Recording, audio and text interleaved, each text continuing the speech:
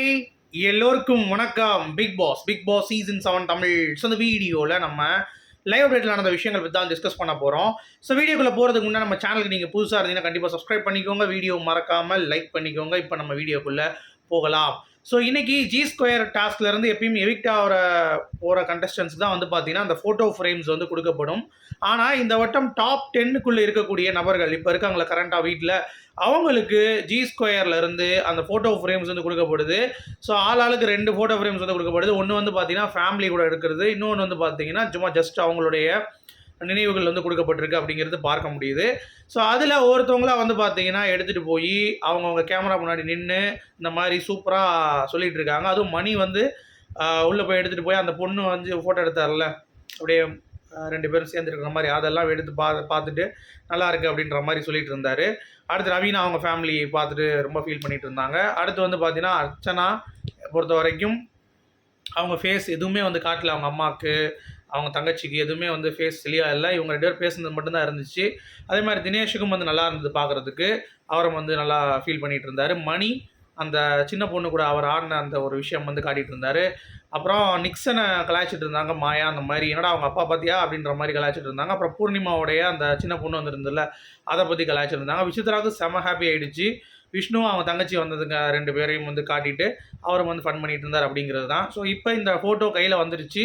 So இது வந்து evict ஆகிறப்போ தான் தருவாங்க அப்படின்ற மாதிரி இருக்கிறப்ப இந்தமாரி G2 வந்து இருக்காது போல் தெரியுது. அவ்வளோதான், இந்த ஃபோட்டோவை மட்டும் பார்த்துட்டு அவங்க பாட்டு வந்து கிளம்பி போயிடுவாங்க அப்படின்ற மாதிரி தான் நமக்கு ஒரு ஃபீல் ஆகுது. ஓகேவா? ஸோ இது வந்து நடந்திருக்கு. இது பிக் பாஸ்லேருந்து ஒரு சர்ப்ரைஸான ஒரு விஷயம் தான். ஏன்னா இதை நம்ம எதிர்பார்க்கல. திடீர்னு வந்து பிக் பாஸே வந்து பார்த்தீங்கன்னா பிளான் பண்ணி இதை வந்து அனுப்பிட்டாங்க அப்படிங்கிறது தான்.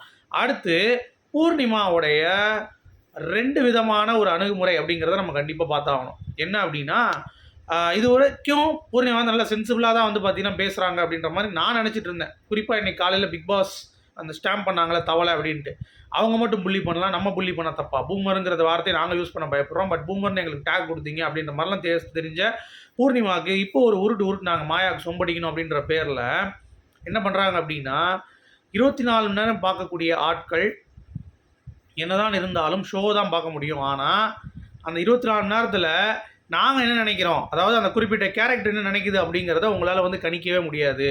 ஏன்னா அது எங்களுடைய கேரக்டர். அது மட்டும் இல்லை, அர்ச்சனா நிறைய தப்பு வந்து பண்ணுறாங்க. அர்ச்சனா பொறுத்த வரைக்கும் அவங்களுடைய ஆடுற கேம் அப்படிங்கிறது வந்து யாருக்கு டவுனாக இருக்குதுன்னு பார்ப்பாங்க.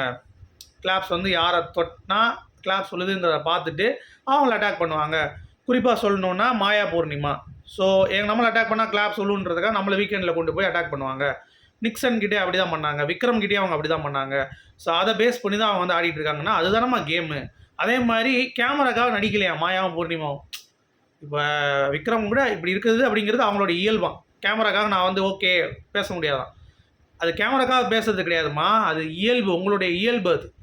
ஸோ அது இல்லை மாயாக்கிட்டையும் பூர்ணிமாக்கிட்டையும் அப்படிங்கிறது தான் பாயிண்ட்டு. ஸோ நீங்கள் எப்படி பார்க்குறீங்க? நிஜமாகவே அர்ச்சனா அந்த மாதிரி ஒரு கேம் ஆடுறாங்களா, ஸ்டாம்பிங் கேம்?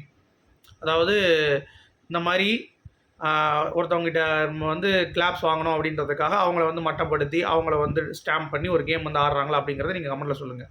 அதே மாதிரி 24 மணி நேரம் பார்க்குறவங்க எல்லாருமே நீங்கள் வந்து வேறு ஷோ பார்த்துக்கோங்க. பூர்ணிமா ரசிகர்களாக இருந்தீங்கன்னா மட்டும் பாருங்கள் 24 hours, இல்லாட்டி பார்க்காதீங்க. ஏன்னா நம்ம ஏதாவது மாற்று கருத்து வச்சா கூட உங்களுக்கு பார்க்க தெரியல, உங்களுக்கு அதை அப்சர்வ் பண்ண தெரில அப்படின்ற மாதிரி சொல்லிடுவாங்க. அடுத்து விசித்ரா நீங்கள் கவனிச்சிங்களா? மாயா பக்கம் வந்து லைட்டாக சாயலை, ஹெவியாகவே சாயிறாங்க அப்படிங்கிறது நம்மளால் பார்க்க முடிஞ்சிச்சு. ஸோ அவங்களுக்கு முத்தம் கொடுக்குறது என்ன அப்படியே, அப்புறம் வந்து அவங்கள புகழ்ந்து சொல்கிறது என்ன, விக்ரம் கேமில் இருந்தது காரணம் தெரியுமா, மாயா தான் அப்படின்ற மாதிரி மாயாவுக்கு வக்காலத்து வாங்க. இன்னொரு பக்கம் வந்து மாயாவும் காப்பாற்றுறதுக்கு ஒரு பக்கம் விசித்ரா வந்து போராடினாலும் ஒரு பக்கம் வந்து நிக்சனும் இன்னொரு பக்கம் விஜய் வர்மாவும் வடிவேல் படத்தில் வருவாங்கல்ல, தள்ளு அண்ணன் வரான் அப்படின்ற மாதிரி 2 பக்கம் வந்து பார்த்துட்டு அண்ணன் உன்னை கேட்காம சரி போட்டுருவானா, இல்லைடா நீ கொடுத்தா அவன் போட்டுருவான்டா அப்படின்ற மாதிரி மாற்றி 2 பேர் சொல்லுவாங்கல்ல, அந்த மாதிரியான ஒரு கான்வர்சேஷன் தான் போயிட்டு இருந்துச்சு. ஸோ மாயா வேறு லெவலில் சேஃபாக இருக்காங்க அப்படிங்கிறது பார்க்க முடியுது. ஸோ வெயிட் பண்ணி பார்க்கலாம். உங்களுடைய கருத்துக்கள் என்ன அப்படிங்கிறத சொல்லுங்கள். மீண்டும் அடுத்த சந்திப்போம். அது வரைக்கும் குட் பை.